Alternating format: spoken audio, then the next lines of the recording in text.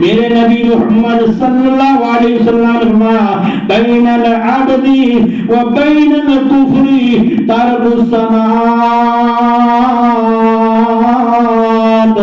بندے مسلمان تے کافر کے درمیان کوئی چیز فرق پانا نہیں تے وہ نماز ہے۔ او میرے محترم بھائیو، نماز ایڈی لازمی کیوں ہے؟ اسی بیمار بھی نہ ہوئے پھر بھی نماز نہیں پڑھنے، اسی سفر تے نہ ہوئے پھر بھی نماز نہیں پڑھنے۔ او میرے محترم بھائیو، آج دے معاشرے دے اندر ٹبراں دے ٹبراں میرے محترم بھائیو بے نماز۔